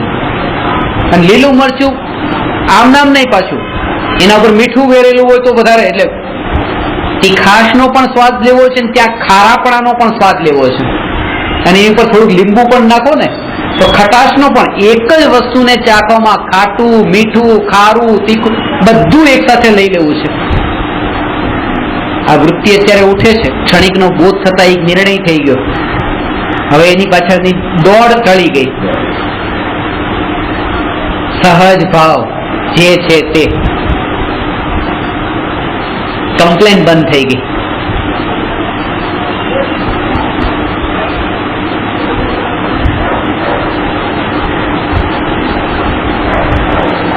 રેસ્ટોરન્ટમાં જઈએ છીએ, ઘરે હજી તકલીફ. હોટલમાં જમવા જઈએ ત્યાં તો બધું પછી મરચા આ તે બધું, અથાણું આ તે બધું આવી જવું જોઈએ ને, ચટણી કે આ બધું, એ તો બધું હોવું જોઈએ ને. ઘરમાં ન હોય તો ચાલે, પણ ત્યાં તો હોવું જોઈએ કે આપણે પૈસા ચૂકવીએ છીએ. પૈસા ચૂકવીએ છીએ. પાણીનો ગ્લાસ પોતે જાતે લઈ શકો છો. સર્વન્ટને કેમ કહો છો? પૈસા છે ને ચૂકવીએ છીએ. અને આ જે વૃત્તિ જે છે ને એ જ વિષયની લુલુપતામાં એટલી કારણ કે આજ અહંકારનો નશો છે. પૈસા ચૂકવીએ છે ને. એસી ની ગરમી આપણને, એસી ચાલતું હોય કે ન ચાલતું હોય એ ગરમી આપણને એટલી નથી નડતી, પણ પૈસા ચૂકવીને આ એસી કેમ ન ચલાવે એટલે આપણે એસી ચાલુ કરાવ્યું. કારણ કે આપણે વી પે, તો આપણે પૈસા ચૂકવીએ છીએ તો પછી કેમ ચાલુ ન કરે? આમ ગરમી એટલી લાગતી જ નથી. આમ કેટલાય ગરમીમાં બેઠા હોય, દુકાન પર ગરમીમાં બેઠા હોય, બધું ચાલતું હોય, ઘરમાં ગરમીમાં બેઠા હોય, પણ ત્યાં નહીં જોઈએ, થોડી પણ નહીં, કારણ કે આપણે ચૂકવીએ છીએ. અને આ નશો એવો છે કે જે આપણને હોશ ભૂલાવી દે છે. ભવિષ્યમાં એ પંખા વગર બેસવાના વાળા આવવાના છે. આ વૃત્તિ જે પડેલી છે ને એ વાતને બતાવે છે.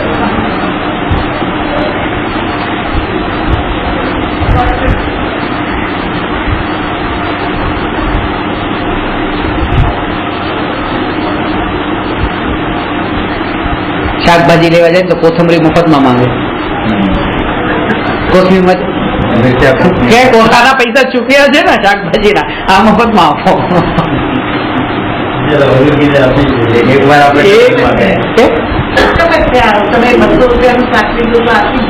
અમે લેવા નથી ગયા પણ આ બધી ખબર છે કે આવું બધું. એટલે આ જે વૃત્તિઓ જે છે ને એક આ મફતમાં લેવાની, આની પાછળ અમે આ કરીએ છીએ તો આ કેમ ન મળે, એ વૃત્તિઓ સમાપ્ત થઈ જાય છે. કોઈ કમ્પ્લેન નથી રહેતી, કોઈ ફરિયાદ નહીં, આમ કેમ આમ કેમ. કારણ કે જે જાણનાર છે, જાણનારને ફરિયાદ નથી હોતી. ફરિયાદ કરનાર રાગ હોય છે, રાગ મારું સ્વરૂપ નથી. એટલા માટે જ્ઞાનીને ફરિયાદ નથી. જ્ઞાનીને માત્ર જાણપણું છે. ફરિયાદ રાગને હોય છે, જ્ઞાની રાગી નથી. જ્ઞાની જ્ઞાની છે, જાણનાર છે. આ તમે જાણનારની સાથે એવો સંબંધ બતાવું છું કે જે સંબંધ બંધાઈ જતા આ રાગના ને દ્વેષ ભાવ મારા નથી એવી અંતરમાં પ્રતીતિ થાય છે. એટલે ભાવને લઈને પણ પછી કોઈ તમને ભાવ નથી થતા કે આ રાગ કેમ, આ દ્વેષ કેમ, કારણ કે રાગ અને દ્વેષ પણ મારું સ્વરૂપ નથી. પોતાનું કરતાનું અડી ગયું એટલે બધાનું કરતાનું અડી ગયું, જે છે યોગ્ય છે.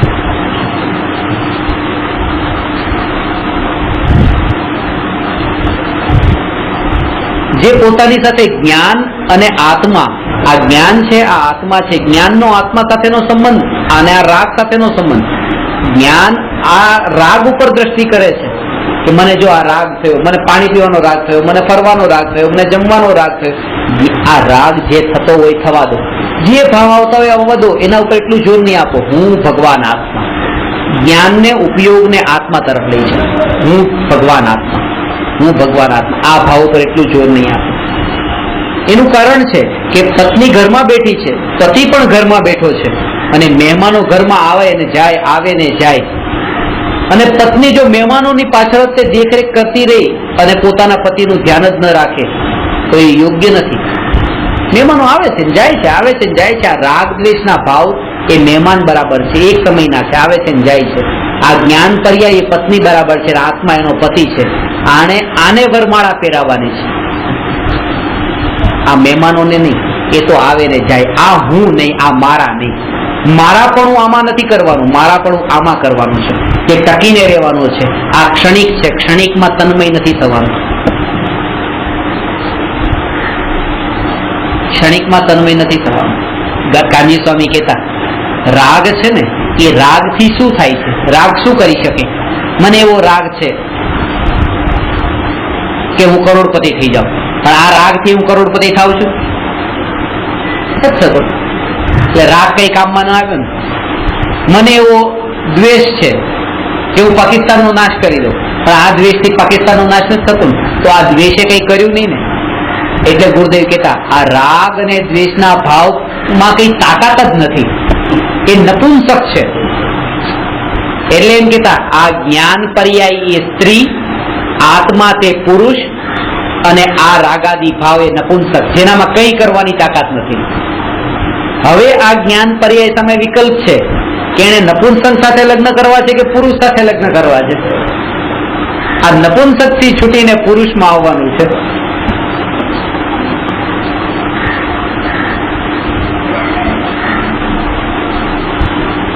તમારામાં પ્રેમ ભાવ છે, કરુણા ભાવ છે, દયા ભાવ છે, દાન દેવાના ભાવ છે, પૂજા ભક્તિના ભાવ છે, વ્રત તપના ભાવ છે.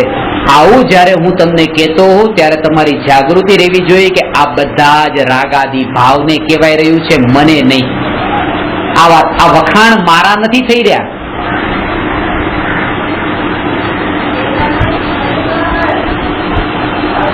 જો આ વખાણમાં મારે આનંદ લેવો હોય તો મારે મરી જવાનો વારો આવવાનો છે, કારણ કે આ ભાવ તમને હંમેશા રહેવાના નથી, આ ભાવ મરવાના છે.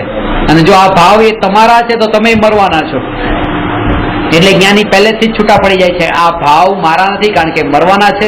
હું અમર આત્મા છું જે મરતો નથી.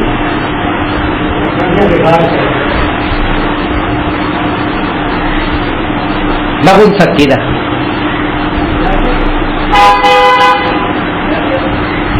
એવું અહેસાસ થવો જોઈએ.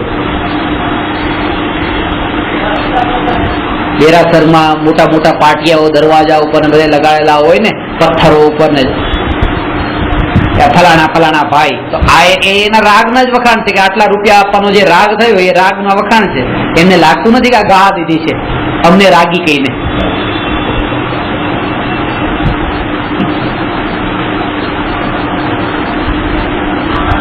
રાગ હોવો એ અલગ વસ્તુ છે ને રાગીપણાની પ્રસિદ્ધિ કરવાનો વિકલ્પ આવવો એ અલગ વસ્તુ છે.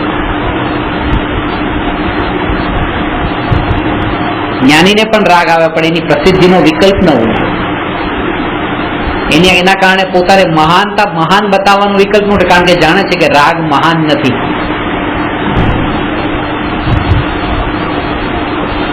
પાણી છે અને પાણીમાં લીલ થાય છે.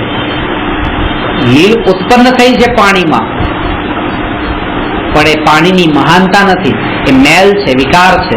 આ રાગ દ્વેષના ભાવ પછી ભલે પૂજા ભક્તિ કરવાનો પણ રાગનો ભાવ એ પણ લીલની જેમ છે. આત્મામાં ઉત્પન્ન થયેલો આત્માનો મેલ છે.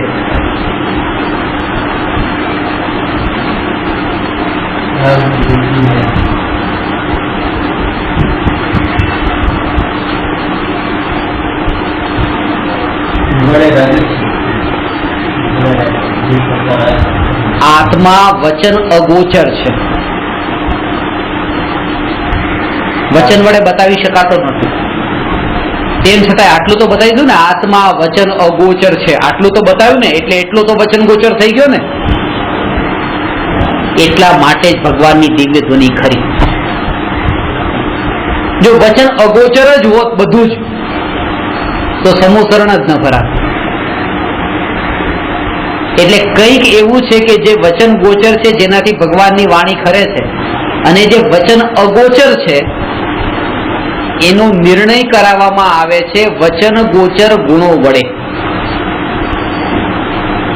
આ વાત સમજવા જેવી છે કે આત્મામાં અનંત ગુણ છે. કેટલા ગુણ છે? અનંત. બોલો નામ. જ્ઞાન, દર્શન, ચારિત્ર, તપ, વીર્ય. 47 ને 5 52.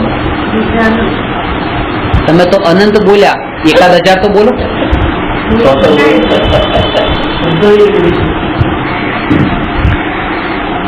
આત્મા અનંત ગુણોનો ઘનપિંડ છે. અનંત ગુણો હોવા છતાં પણ અનંત ગુણો વચન ગોચર નથી. સંખ્યાત ગુણો વચન ગોચર છે, અને સંખ્યાત ગુણોથી અનંત ગુણોનો નિર્ણય કરાવવામાં આવે છે, ત્યાં સુધી પહોંચાડવામાં આવે છે.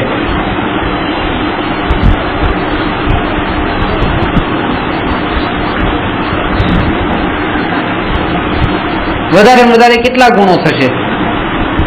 1,00,000 ગુણ. મેં એટલું સાહસ કરીને 1,00,000 ગુણો ભેગા કર્યા આત્માના. એટલે આખું બુક છે ને, તમે ગુણાધિપતિ આત્મા, એના ઉપર જ છે. હવે વચ્ચે નહીં હોય.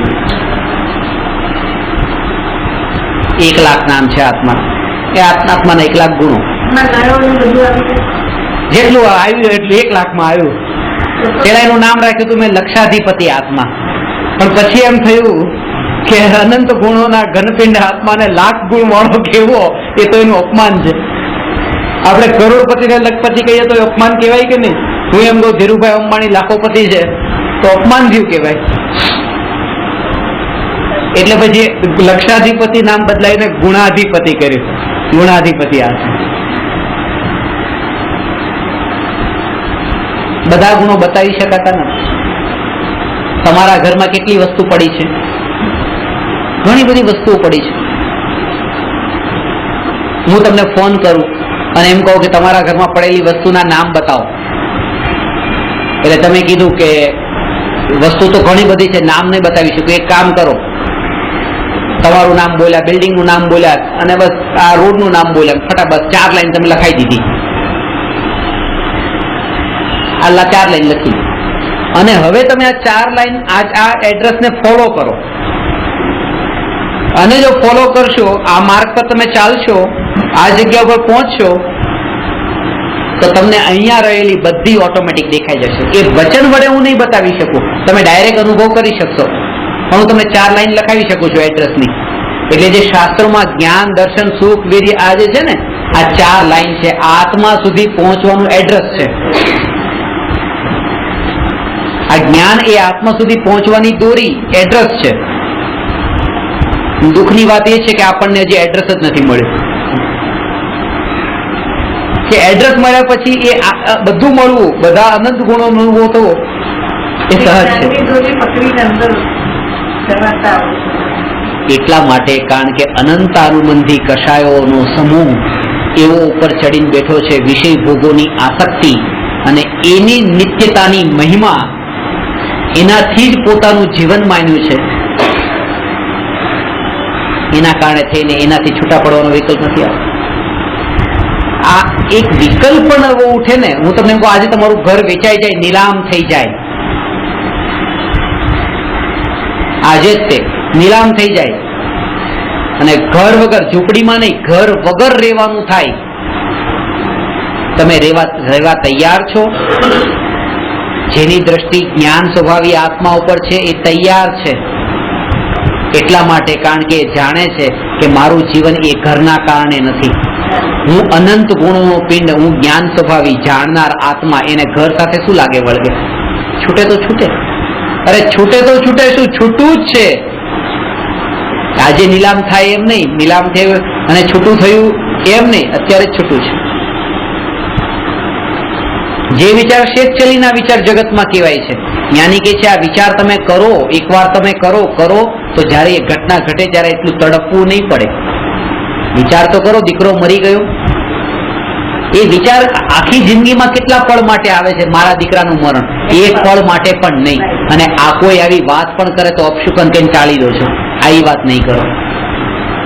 કેમ નહીં કરો? જે ઘટના ઘટી શકે છે, જે ઘટના વસ્તુ વ્યવસ્થામાં ગોઠવાયેલી છે, જે ઘટના વસ્તુનું સ્વરૂપ છે, એ ઘટનાથી આટલી આનાકાની કેમ, એટલું દૂર ભાગવા પડવું કેમ? અને જેટલા એ દૂર ભાગવાના અંદર સંસ્કારો પડેલા છે ને, એટલો આત્મા નહીં મળે. કારણ કે એટલો એ મોહમાં એટલો લપેટાયેલો છે કે ના વિચારોથી જ દૂર ભાગે છે. ઘટના તો રૂજતું નથી, એને અપશુકન લાગે છે. વિશ્વની વ્યવસ્થા એને અપશુકન લાગે છે. સ્વીકાર છે, આ પણ સ્વીકાર છે. એકવાર વિચાર કરેલો હશે ને તો એટલી તકલીફ નહીં પડે. જે વસ્તુનો વિચાર કરેલો હોય છે ને, એ ઘટના જયારે ઘટે ત્યારે એટલી તકલીફ નથી પડતી, કે વિચાર કરેલો છે. મેચમાં ભારત હારી શકે છે એ વિચાર કરે તો હારે ત્યારે એને દુઃખ ન થાય. કેમ હાર્યું, જિંદગી થઈ જાય. એ વસ્તુની વ્યવસ્થા છે. જયારે ઉપયોગ જાય ત્યારે એને સહજ રૂપે લે છે, પછી એને ત્યાં તરફ દ્રષ્ટિ કરવાનો પણ વિકલ્પ આવતો નથી. સહજ દ્રષ્ટિ. આજથી 15 વર્ષ પહેલા જેટલી ક્રિકેટની મેચો જોવા વાળા હતા, હવે લોકોના અંદર એક ભ્રાંતિ એક બેસી ગયું કે ફિક્સિંગ થાય છે, મેચ ફિક્સ થાય છે. જવા દન જોવાની શું જરૂર, મેચ ફિક્સ થઈ ગયેલી જ છે પહેલેથી જ. એનો મતલબ કે જે ફિક્સિંગ હોય ને એના તરફ દ્રષ્ટિ ન કરવાની હોય. કેવળ જ્ઞાનના અંદર આ લોકનું સ્વરૂપ બધું ફિક્સ છે અને એ ફિક્સિંગ છે, તો પછી એને જોવાનું જ ન હોય.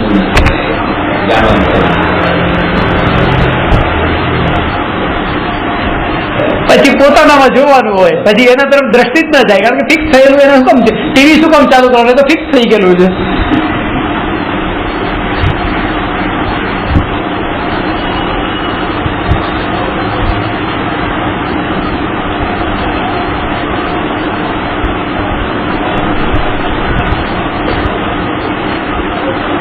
આ વાત બધાને નથી રૂચતી.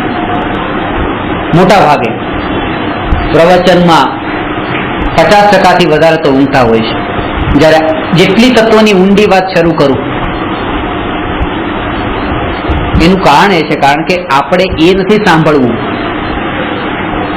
જે સંભળાવનારા આપણને સંભળાવે છે, આપણે એ સાંભળવું છે જે સાંભળવાનો અંદર રાગ પડ્યો છે.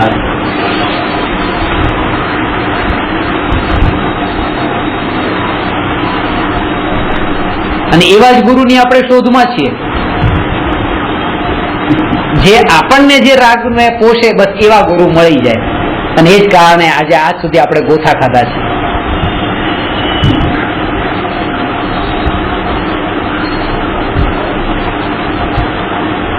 ભગવાન એ ઉપદેશ આપે છે જે ભગવાનને અનુભવમાં આવી રહ્યો છે, આત્માનો જે આત્મા અનુભવમાં આવી રહ્યો છે એ ઉપદેશ ભગવાન આપે છે.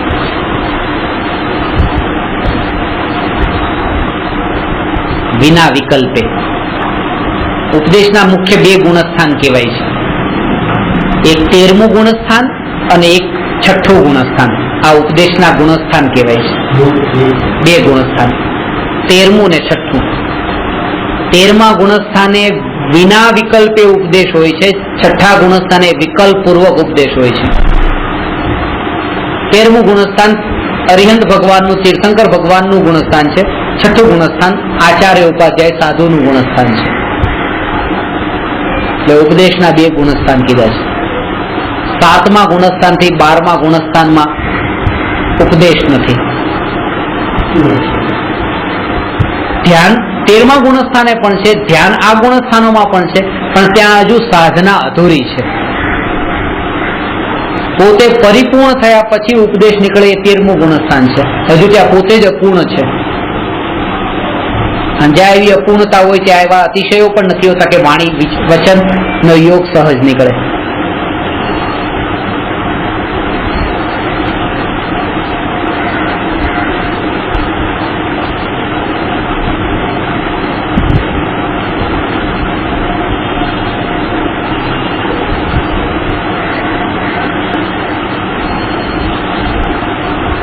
ભગવાનનું સમૂહ શરણ ગામે ગામે ફરતું હતું. ભગવાન સમૂહ શરણ સહિત વિચરણ કરતા હતા.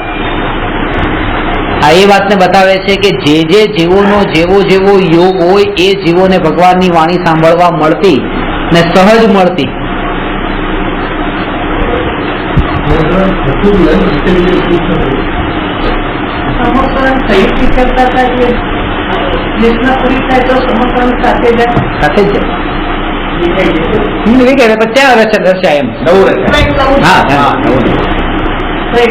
એવું નહીં પછી એમ કે અહીંયા એક કોઈ છે કે મોટો સર્કસ છે અને એ સર્કસ એની જે મટીરિયલ બધું એનું હોય જ હોય, એ સર્કસ બીજી જગ્યાએ જતું હોય, પણ એવું નથી કે એમના મંડપ સાથે ગોઠવાયેલું ફરતું હોય. એ જગ્યા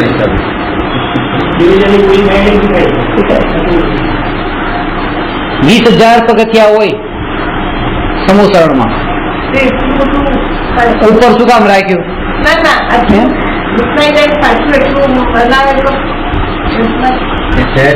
સહજ આ દેવકૃત છે.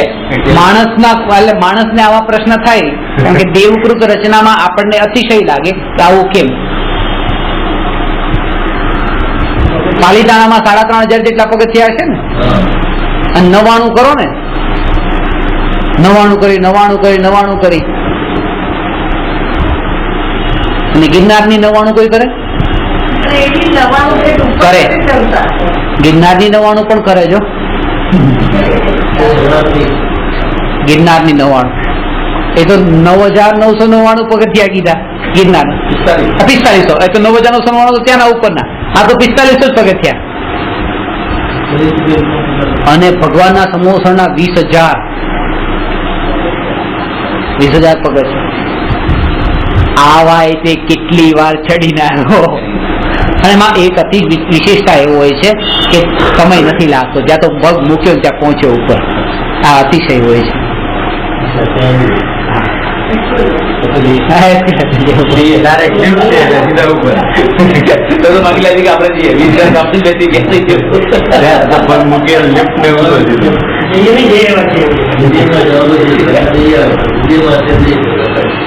નાટક નાટક જોવા ઉભા રહે તો પાછી ધ્યાન મળશે અહીં ના આવે.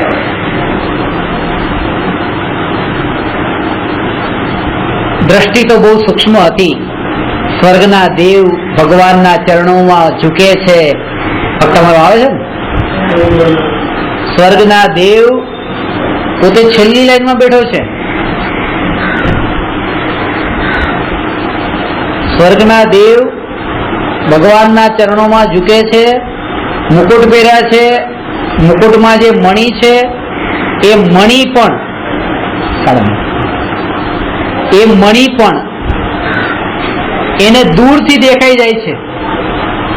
અને જે શબ્દ ભગવાનના કાનમાં પડે છે એ અંદર ઉતરતા નથી, ત્યાં લક્ષ્ય જતું નથી. કહેવાનો અર્થ છે કે જ્યાં રુચિ છે ત્યાં ઉપયોગ, જ્યાં દ્રષ્ટિ ગયા વગર રહેતી નથી. અડધો કલાક.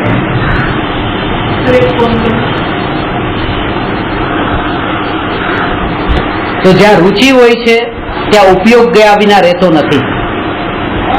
અને પુણ્યના ઉદય વાળાને ભગવાનનો ગુરુનો ઉપદેશ મળ્યા વિના રહેતો નથી. ઉપદેશ મળી તો જાય છે, પણ એ ઉપદેશને પછી એ કેવા રૂપે ગ્રહણ કરે છે એ જીવના પુરુષાર્થ પર આધારિત છે. ભગવાન માટે તો બધા જીવનો ઉપદેશ એક જ હતો. બધા જીવો માટે ભગવાનનો ઉપદેશ એક જ હતો. બધા માટે અલગ અલગ નતો. આના ઉપરથી આ વાત પણ સમજી લેવાની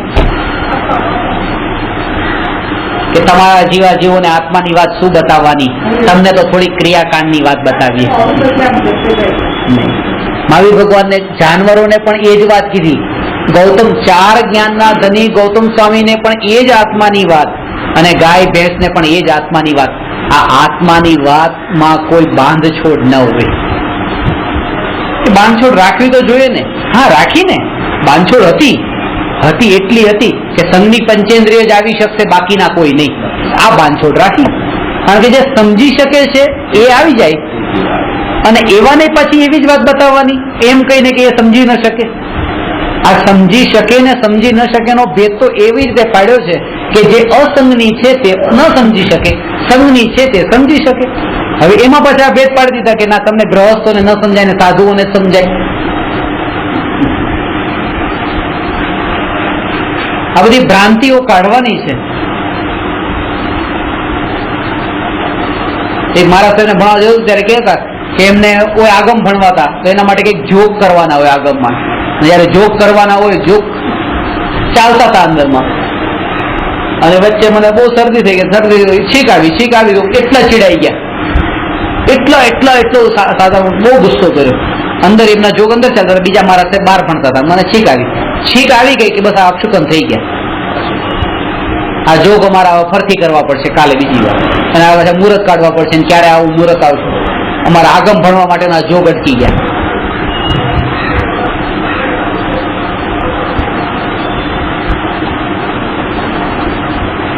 તમે જે દિવસે પહેલી વાર અહીંયા આ વાત સાંભળવા આવ્યા એ તમારો જોગ. આ બધાના જોગ પાકી ગયા છે. બસ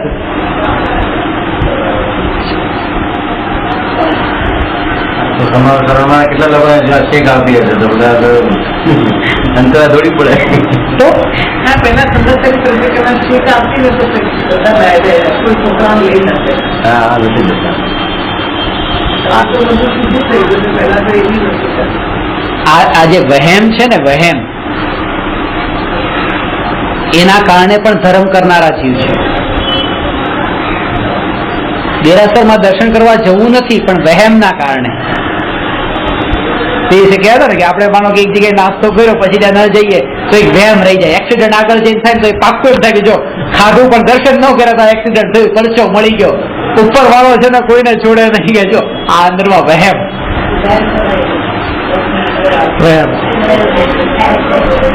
મારા સાહેબ હોય આમાં ઓલું વાત કેપ નાખતા કે શું કહેવાય એ નાખતા હોય, અને તમે કે માર નથી નખાવું, અને ઘરે આવ્યા પછી કોઈને કઈ ન થાય, તમે એકલા જ બીમાર પડો કે જો આ નતું નખાય. વહેમ.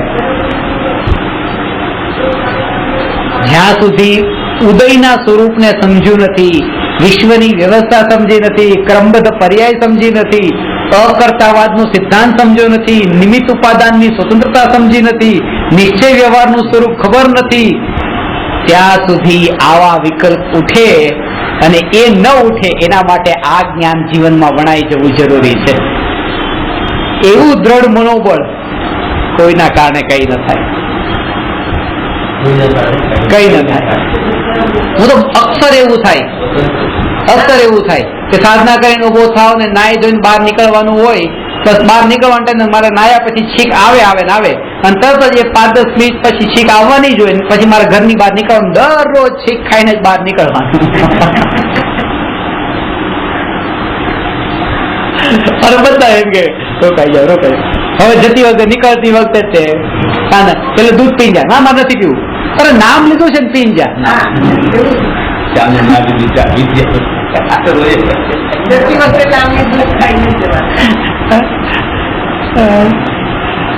નામ લીધું છે ને. અકર્તાવાદ સમજાઈ ગયા પછી આ ભ્રમ તૂટી જાય છે.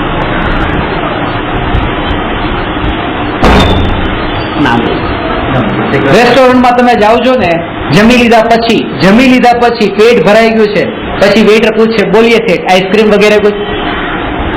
ના ના કુછ નહીં. બહાર નીકળ્યા કે નહીં? નામ તો લીધું તું આઈસ્ક્રીમ નો.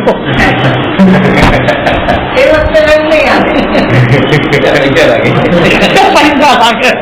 પહેલા તો સારી એક વસ્તુમાં બેન જોડે બિલાડી આવે ઉતરે ના અને આપણે કેટલા દૂધની જ આઈટમ હતી આઈસ્ક્રીમ.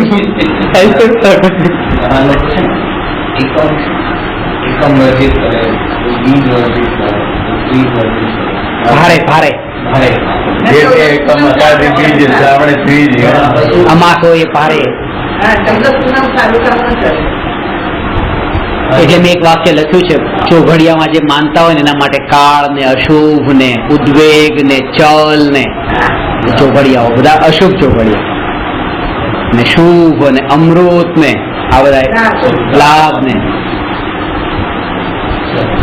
અશુભ ચોઘડિયામાં શુભ કાર્ય ન કરાય એમ કે. અશુભ ચોઘડિયામાં શુભ કાર્ય ન કરાય. જો એ વાત સાચી જ હોય, બરાબર, મને મંજૂર છે. જો તમે અશુભ ચોઘડિયામાં શુભ કાર્ય નથી કરતા તો શુભ ચોઘડિયામાં અશુભ કાર્ય શા માટે કરો છો? જો તમે એ સિદ્ધાંત પાડો તો 50% પાપથી આમે બચી જશો. ભલે પાડો, વાંધો નહીં, તો કમસે કમ અડધા ચોઘડિયા શુભ ને અડધા અશુભ, તો અડધા તો અશુભ કામ બંધ કરી દેશે. અશુભ કામ કરતી વખતે વિચાર નથી આવતો કે આ જો શુભ ચોઘડિયું ચાલતું તો મારે આ કામ નથી કરવું.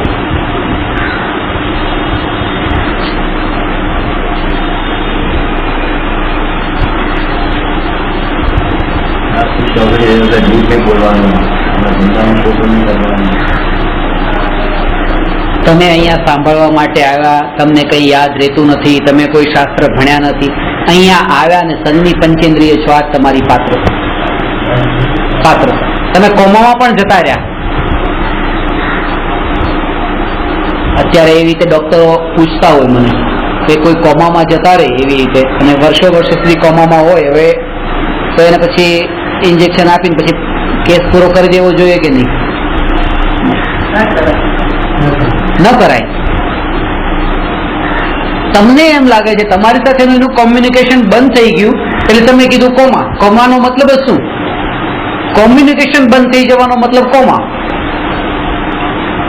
અંદરમાં એના વિચારોની ધારા ચાલતી હોય, શું ચાલતું હોય તમને કેમ ખબર પડી?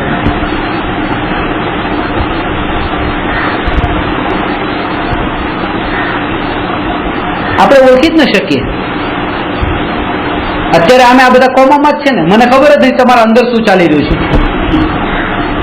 આપણે બીજાના વિચારોને ક્યાં ઓળખીએ છીએ, સમજીએ છીએ અંદર કઈ કઈ પ્રક્રિયા ચાલી રહી છે, અને આપણે અંડર એસ્ટિમેટ કરી દઈએ. એવું કરવા જઈએ તો બધાને ઇન્જેક્શન આપવા પડશે.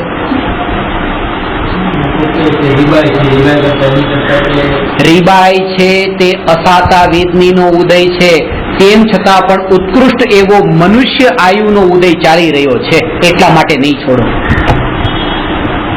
અસાતા વેદની મંજૂર છે કે અસાતાનું સાતા થતા વાર નહીં લાગે, પણ મનુષ્યાયુ ગયા પછી બીજી વાર મળવી તો એવી છે જે મણી સાગરમાં ગયા પછી બહાર નીકળવો મુશ્કેલ છે. એટલા માટે આ રીબાઈ છે એના કારણે તમે એટલું એને મહત્વ નહીં આપો. છોડવાની વાત એ તો ખરેખર પોતાને છૂટવાની વાત હોય કે આ બધી સેવા ચાકરી કરવી પડે, આપણે ક્યારે છૂટીએ? આપણે અને છૂટવાની પડી. સાફ સફાઈ કરવી પડે. હવે વર્ષથી પડ્યા, 5 વર્ષથી પડ્યા છે. હવે તો હોસ્પિટલમાં દાખલ કરીને ક્યાં સેવા ચાકરી કરવી? હવે પૈસા તો આપવા પડે ને, તે મફતમાં થોડું કરે છે. પાછળ કોમોમાંથી ક્યારે ઉઠી જાય ખબર કરવી પડે. હા, આત્મામાં પાછળ એમ થઈ જાય કે થઈ જાય. એટલા માટે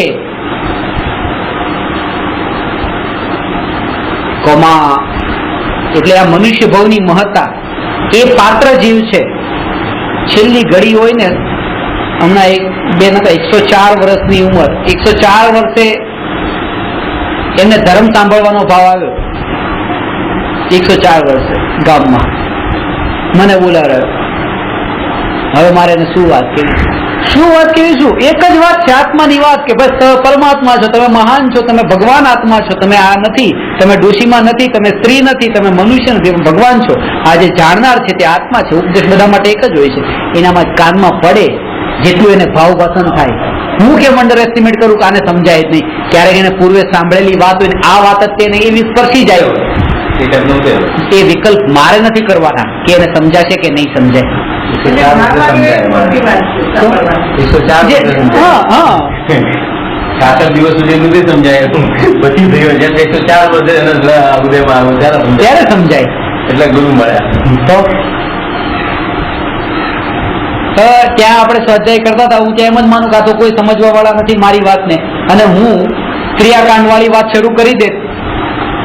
હું તો આત્માની વાત, પણ જો તમને સમજાણી કે નહીં, જેને સમજાવવાની એ સમજાય, ના સમજાય ન સમજાય, પણ વાત તો આ જ છે, આત્માની વાત છે.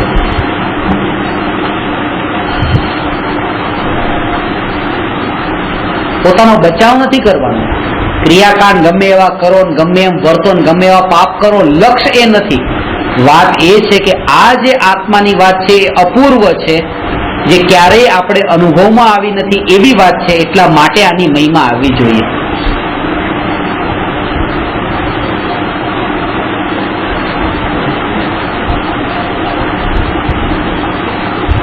બીજી વાત એ છે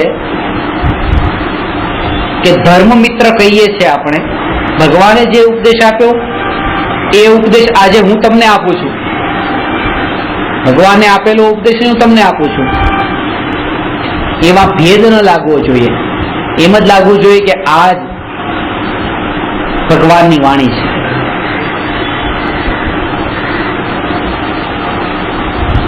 મહાવીર ભગવાને આજથી 2500 વર્ષ પહેલા 100 ઇન્દ્રોની ઉપસ્થિતિમાં, રાજા શ્રેણિકની ઉપસ્થિતિમાં, ગાય ભેંસની ઉપસ્થિતિમાં જે વાત બતાવી હતી એ જ વાત હું તમને બતાવું છું કે આદિનાથ ભગવાન ને પારસનાથ ભગવાનમાં હું લીન ન થઈને પોતાનામાં લીન થાઉં છું.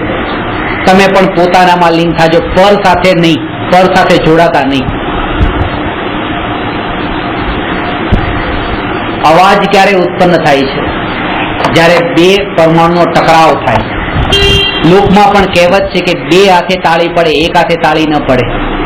જેટલો પણ દ્વંદ અને કષાય અને જેટલી પણ અશાંતિ ઊભી થઈ છે બે પણામાં થઈ છે. પછી ભલે એ બે પણ ભક્ત અને ભગવાનનું પણ કેમ ન હોય,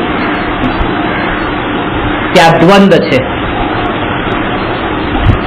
દ્વંદ યુદ્ધ છે, દ્વૈત છે, અદ્વૈત નથી. એટલા માટે પોતે પોતાનામાં જ બસ, દ્રષ્ટિ બીજા તરફ જાય નહીં. અભ્યાસ આપણે એ કરવાનો છે. હું કોણ, હું કોણ, હું કોણ, હું કોણ, હું કોણ.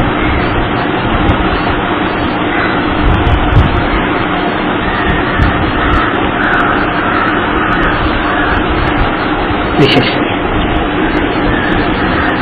નમો અરહંતાણં નમો સિદ્ધાણં નમો આયર્યાણં નમો ઉવજ્જાયાણં નમો લોયે સવસા